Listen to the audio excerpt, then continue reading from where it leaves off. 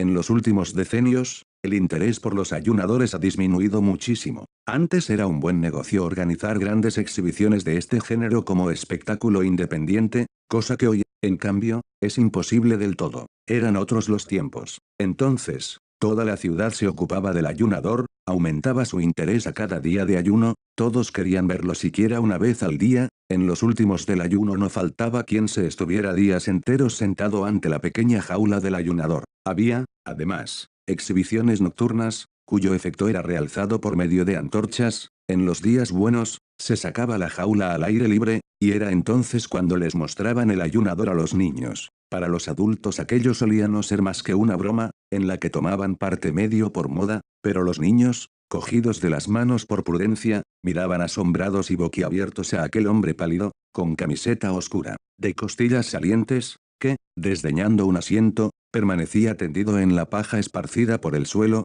y saludaba, a veces, cortésmente o respondía con forzada sonrisa a las preguntas que se le dirigían o sacaba, quizá, un brazo por entre los hierros para hacer notar su delgadez, y volvía después a sumirse en su propio interior, sin preocuparse de nadie ni de nada, ni siquiera de la marcha del reloj, para él tan importante, única pieza de mobiliario que se veía en su jaula. Entonces se quedaba mirando al vacío, delante de sí, con ojos semicerrados, y solo de cuando en cuando bebía en un diminuto vaso un sorbito de agua para humedecerse los labios. Aparte de los espectadores que sin cesar se renovaban, había allí vigilantes permanentes, designados por el público, los cuales, y no deja de ser curioso, solían ser carniceros, siempre debían estar tres al mismo tiempo, y tenían la misión de observar día y noche al ayunador para evitar que, por cualquier recóndito método, pudiera tomar alimento. Pero esto era solo una formalidad introducida para tranquilidad de las masas, pues los iniciados sabían muy bien que el ayunador, durante el tiempo del ayuno, en ninguna circunstancia, ni aun a la fuerza, tomaría la más mínima porción de alimento. El honor de su profesión se lo prohibía. A la verdad, no todos los vigilantes eran capaces de comprender tal cosa, muchas veces había grupos de vigilantes nocturnos que ejercían su vigilancia muy débilmente. Se juntaban adrede en cualquier rincón y allí se sumían en los lances de un juego de cartas con la manifiesta intención de otorgar al ayunador un pequeño respiro, durante el cual, a su modo de ver, podría sacar secretas provisiones. No se sabía de dónde. Nada atormentaba tanto al ayunador como tales vigilantes, lo atribulaban, le hacían espantosamente difícil su ayuno. A veces, sobreponíase a su debilidad y cantaba durante todo el tiempo que duraba aquella guardia, mientras le quedase aliento, para mostrar a aquellas gentes la injusticia de sus sospechas, pero de poco le servía, porque entonces se admiraban de su habilidad que hasta le permitía comer mientras cantaba. Muy preferibles eran, para él, los vigilantes que se pegaban a las rejas, y que, no contentándose con la turbia iluminación nocturna de la sala, le lanzaban a cada momento el rayo de las lámparas eléctricas de bolsillo que ponía a su disposición el empresario. La luz cruda no lo molestaba, en general no llegaba a dormir, pero quedar traspuesto un poco podía hacerlo con cualquier luz, a cualquier hora y hasta con la sala llena de una estrepitosa muchedumbre. Estaba siempre dispuesto a pasar toda la noche en vela con tales vigilantes, estaba dispuesto a bromear con ellos, a contarles historias de su vida vagabunda y a oír, en cambio, las suyas, solo para mantenerse despierto, para poder mostrarles de nuevo que no tenía en la jaula nada comestible y que soportaba el hambre como no podría hacerlo ninguno de ellos. Pero cuando se sentía más dichoso era al llegar la mañana, y por su cuenta les era servido a los vigilantes un abundante desayuno, sobre el cual se arrojaban con el apetito de hombres robustos que han pasado una noche de trabajosa vigilia. Cierto que no faltaban gentes que quisieran ver en este desayuno un grosero soborno de los vigilantes, pero la cosa seguía haciéndose, y si se les preguntaba si querían tomar a su cargo, sin desayuno, la guardia nocturna, no renunciaban a él, pero conservaban siempre sus sospechas. Pero estas pertenecían ya a las sospechas inherentes a la profesión del ayunador. Nadie estaba en situación de poder pasar, ininterrumpidamente, días y noches como vigilante junto al ayunador, nadie, por tanto, podía saber por experiencia propia si realmente había ayunado sin interrupción y sin falta. Solo el ayunador podía saberlo, ya que él era, al mismo tiempo, un espectador de su hambre completamente satisfecho. Aunque, por otro motivo, tampoco lo estaba nunca. ¿Acaso no era el ayuno la causa de su enflaquecimiento, tan atroz que muchos, con gran pena suya, Tenían que abstenerse de frecuentar las exhibiciones por no poder sufrir su vista. Tal vez su esquelética delgadez procedía de su descontento consigo mismo. Solo él sabía, solo él y ninguno de sus adeptos, qué fácil cosa era el suyo. Era la cosa más fácil del mundo. Verdad que no lo ocultaba, pero no le creían. En el caso más favorable, lo tomaban por modesto, pero, en general, lo juzgaban un reclamista, o un vil farsante para quien el ayuno era cosa fácil porque sabía la manera de hacerlo fácil y que tenía, además, el cinismo de dejarlo entrever. Había de aguantar todo esto, y, en el curso de los años, ya se había acostumbrado a ello, pero, en su interior, siempre le recomía este descontento y ni una sola vez, al fin de su ayuno, esta justicia había que hacérsela. Había abandonado su jaula voluntariamente. El empresario había fijado 40 días como el plazo máximo de ayuno, más allá del cual no le permitía ayunar ni siquiera en las capitales de primer orden, y no dejaba de tener sus buenas razones para ello. Según le había enseñado su experiencia, durante 40 días, valiéndose de toda suerte de anuncios que fueran concentrando el interés, podía quizá aguijonearse progresivamente la curiosidad de un pueblo, mas pasado este plazo, el público se negaba a visitarle, disminuía el crédito de que gozaba el artista del hambre. Claro que en este punto podían observarse pequeñas diferencias según las ciudades y las naciones,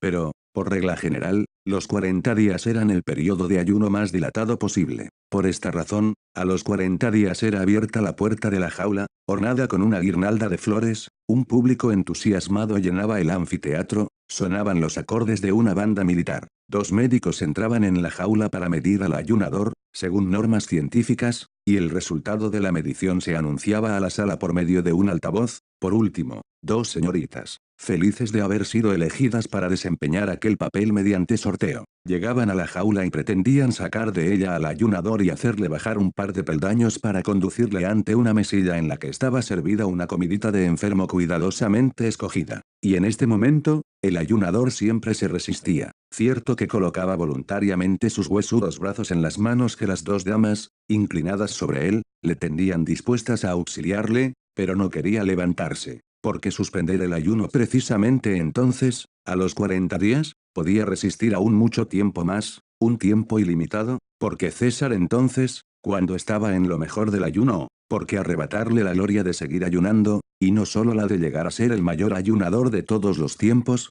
cosa que probablemente ya lo era, sino también la de sobrepujarse a sí mismo hasta lo inconcebible, pues no sentía límite alguno a su capacidad de ayunar, porque aquella gente que fingía admirarlo tenía tan poca paciencia con él, si aún podía seguir ayunando, porque no querían permitírselo. Además, estaba cansado, se hallaba muy a gusto tendido en la paja, y ahora tenía que ponerse en pie cuán largo era, y acercarse a una comida, cuando con solo pensar en ella sentía náuseas que contenía difícilmente por respeto a las damas, y alzaba la vista para mirar los ojos de las señoritas, en apariencia tan amables, en realidad tan crueles, y movía después negativamente, sobre su débil cuello, la cabeza, que le pesaba como si fuese de plomo. Pero entonces ocurría lo de siempre, ocurría que se acercaba el empresario silenciosamente con la música, no se podía hablar, alzaba los brazos sobre el ayunador, como si invitara al cielo a contemplar el estado en que se encontraba, sobre el montón de paja, aquel mártir digno de compasión,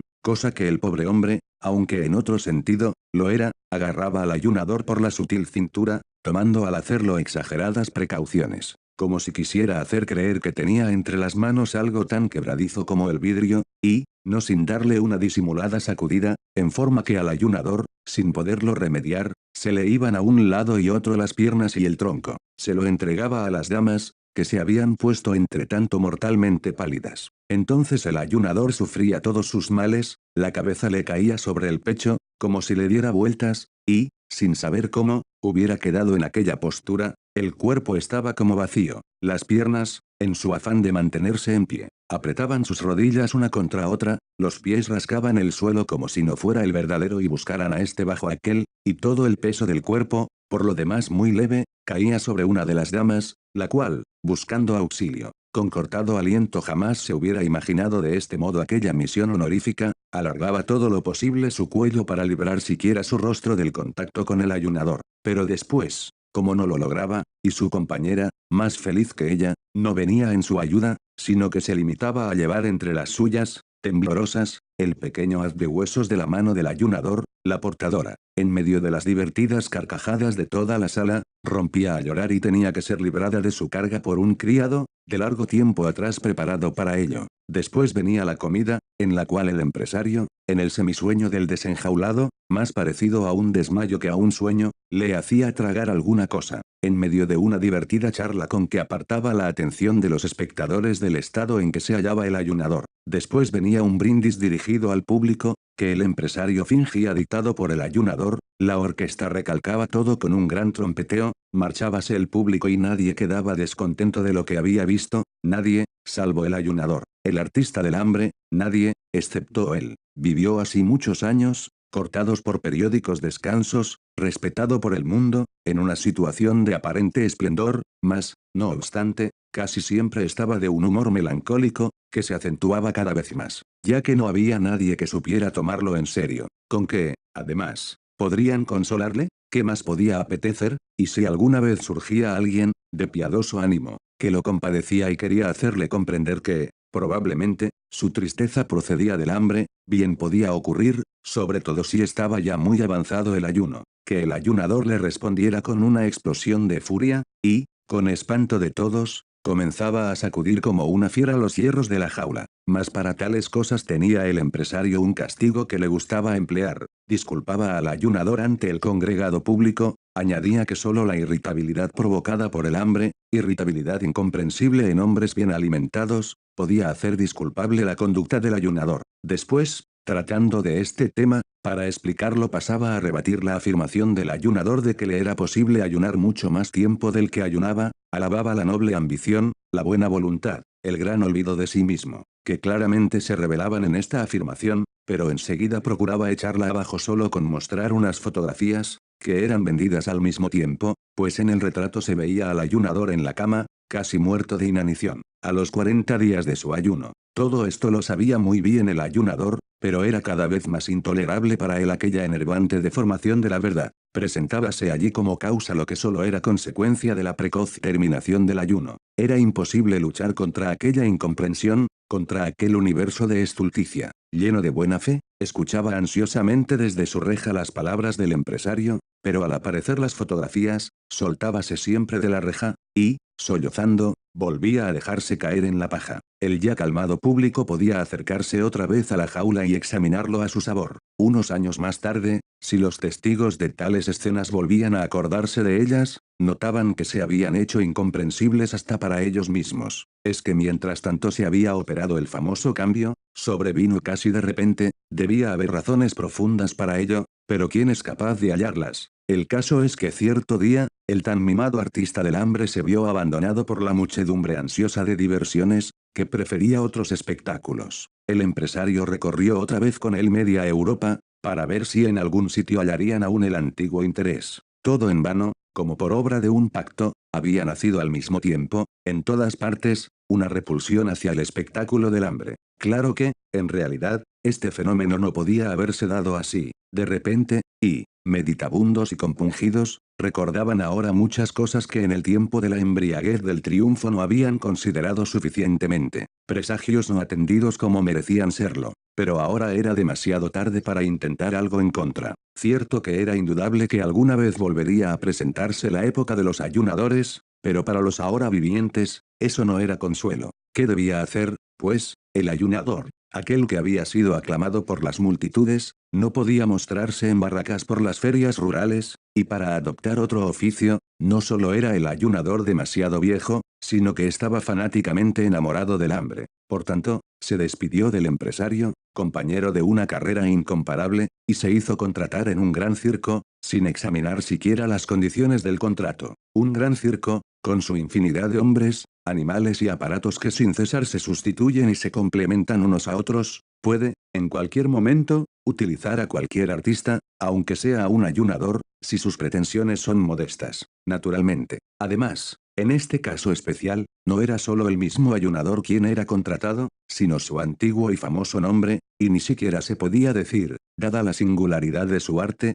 que, como al crecer la edad mengua la capacidad, un artista veterano, que ya no está en la cumbre de su poder, trata de refugiarse en un tranquilo puesto de circo. Al contrario, el ayunador aseguraba, y era plenamente creíble, que lo mismo podía ayunar entonces que antes. y hasta aseguraba que si lo dejaban hacer su voluntad, cosa que al momento le prometieron, sería aquella la vez en que había de llenar al mundo de justa admiración, afirmación que provocaba una sonrisa en las gentes del oficio, que conocían el espíritu de los tiempos, del cual, en su entusiasmo, habíase olvidado el ayunador, mas, allá en su fondo, el ayunador no dejó de hacerse cargo de las circunstancias, y aceptó sin dificultad que no fuera colocada su jaula en el centro de la pista, como número sobresaliente, sino que se la dejara fuera, cerca de las cuadras, sitio, por lo demás, bastante concurrido. Grandes carteles, de colores chillones, rodeaban la jaula y anunciaban lo que había que admirar en ella. En los intermedios del espectáculo, cuando el público se dirigía hacia las cuadras para ver los animales, era casi inevitable que pasaran por delante del ayunador y se detuvieran allí un momento. ¿Acaso habrían permanecido más tiempo junto a él si no hicieran imposible una contemplación más larga y tranquila los empujones de los que venían detrás por el estrecho corredor,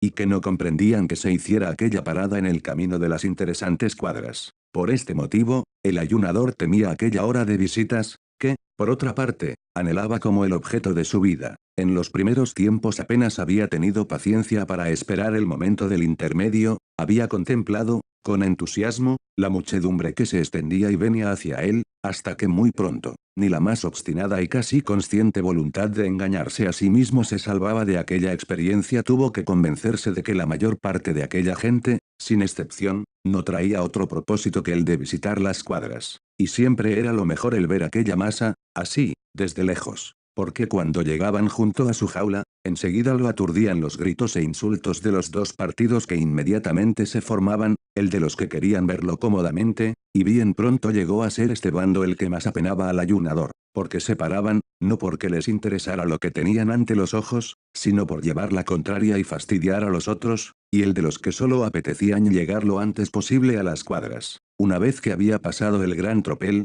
venían los rezagados, y también estos, en vez de quedarse mirándolo cuanto tiempo les apeteciera, pues ya era cosa no impedida por nadie, pasaban deprisa, a paso largo, apenas concediéndole una mirada de reojo, para llegar con tiempo de ver los animales. Y era caso insólito el que viniera un padre de familia con sus hijos, mostrando con el dedo al ayunador y explicando extensamente de qué se trataba, y hablara de tiempos pasados, cuando había estado él en una exhibición análoga, pero incomparablemente más lucida que aquella, y entonces los niños, que, a causa de su insuficiente preparación escolar y general, que sabían ellos lo que era ayunar, seguían sin comprender lo que contemplaban. Tenían un brillo en sus inquisidores ojos, en que se traslucían futuros tiempos más piadosos. Quizá estarían un poco mejor las cosas, decíase a veces el ayunador, si el lugar de la exhibición no se hallase tan cerca de las cuadras. Entonces les habría sido más fácil a las gentes elegir lo que prefirieran, aparte de que le molestaban mucho y acababan por deprimir sus fuerzas las emanaciones de las cuadras, la nocturna inquietud de los animales, el paso por delante de su jaula de los sangrientos trozos de carne con que alimentaban a los animales de presa, y los rugidos y gritos de estos durante su comida. Pero no se atrevía a decirlo a la dirección, pues, si bien lo pensaba, siempre tenía que agradecer a los animales la muchedumbre de visitantes que pasaban ante él, entre los cuales, de cuando en cuando, bien se podía encontrar alguno que viniera especialmente a verle. Quién sabe en qué rincón lo meterían, si al decir algo les recordaba que aún vivía y les hacía ver, en resumidas cuentas, que no venía a ser más que un estorbo en el camino de las cuadras. Un pequeño estorbo en todo caso, un estorbo que cada vez se hacía más diminuto. Las gentes se iban acostumbrando a la rara manía de pretender llamar la atención como ayunador en los tiempos actuales, y adquirido este hábito, quedó ya pronunciada la sentencia de muerte del ayunador. Podía ayunar cuanto quisiera, y así lo hacía, pero nada podía ya salvarle, la gente pasaba por su lado sin verle. Y si intentara explicarle a alguien el arte del ayuno, a quien no lo siente, no es posible hacérselo comprender. Los más hermosos rótulos llegaron a ponerse sucios e ilegibles, fueron arrancados, y a nadie se le ocurrió renovarlos. La tablilla con el número de los días transcurridos desde que había comenzado el ayuno, que en los primeros tiempos era cuidadosamente mudada todos los días, hacía ya mucho tiempo que era la misma, pues al cabo de algunas semanas este pequeño trabajo habíase hecho desagradable para el personal, y de este modo, cierto que el ayunador continuó ayunando, como siempre había anhelado, y que lo hacía sin molestia, tal como en otro tiempo lo había anunciado, pero nadie contaba ya el tiempo que pasaba, nadie, ni siquiera el mismo ayunador, Sabía qué número de días de ayuno llevaba alcanzados, y su corazón se llenaba de melancolía. Y así, cierta vez, durante aquel tiempo, en que un ocioso se detuvo ante su jaula y se rió del viejo número de días consignado en la tablilla, pareciéndole imposible, y habló de engañifa y de estafa. Fue esta la más estúpida mentira que pudieron inventar la indiferencia y la malicia innata, pues no era el ayunador quien engañaba, él trabajaba honradamente. Pero era el mundo quien se engañaba en cuanto a sus merecimientos. Volvieron a pasar muchos días, pero llegó uno en que también aquello tuvo su fin. Cierta vez, un inspector se fijó en la jaula y preguntó a los criados por qué dejaban sin aprovechar aquella jaula tan utilizable que solo contenía un podrido montón de paja. Todos lo ignoraban, hasta que, por fin, uno, al ver la tablilla del número de días, se acordó del ayunador. Removieron con horcas la paja, y en medio de ella hallaron al ayunador. ¿Ayunas todavía?, preguntóle el inspector. ¿Cuándo vas a cesar de una vez? Perdónenme todos, musitó el ayunador, pero solo lo comprendió el inspector, que tenía el oído pegado a la reja. Sin duda, dijo el inspector, poniéndose el índice en la sien para indicar con ello al personal el estado mental del ayunador. Todos te perdonamos. Había deseado toda la vida que admiraran mi resistencia al hambre, dijo el ayunador. Y la admiramos, repúsole el inspector. Pero no deberían admirarla, dijo el ayunador. Bueno, pues entonces no la admiraremos, dijo el inspector. ¿Pero por qué no debemos admirarte? Porque me es forzoso ayunar, no puedo evitarlo, dijo el ayunador. Eso ya se ve, dijo el inspector. ¿Pero por qué no puedes evitarlo? Porque, dijo el artista del hambre, levantando un poco la cabeza y hablando en la misma oreja del inspector para que no se perdieran sus palabras, con labios alargados como si fuera a dar un beso. ¿Por qué no pude encontrar comida que me gustara? Si la hubiera encontrado, ¿puedes creerlo? No habría hecho ningún cumplido y me habría hartado como tú y como todos. Estas fueron sus últimas palabras, pero todavía, en sus ojos quebrados, mostrábase la firme convicción, aunque ya no orgullosa, de que seguiría ayunando. Limpien aquí, ordenó el inspector, y enterraron al ayunador junto con la paja. Mas en la jaula pusieron una pantera joven. Era un gran placer, hasta para el más obtuso de sentidos, ver en aquella jaula, tanto tiempo vacía, la hermosa fiera que se revolcaba y daba saltos. Nada le faltaba. La comida que le gustaba traíansela sin largas cavilaciones sus guardianes. Ni siquiera parecía añorar la libertad. Aquel noble cuerpo, provisto de todo lo necesario para desgarrar lo que se le pusiera por delante, parecía llevar consigo la propia libertad, parecía estar escondida en cualquier rincón de su dentadura, y la alegría de vivir brotaba con tan fuerte ardor de sus fauces, que no les era fácil a los espectadores poder hacerle frente, pero se sobreponían a su temor, se apretaban contra la jaula y en modo alguno querían apartarse de allí.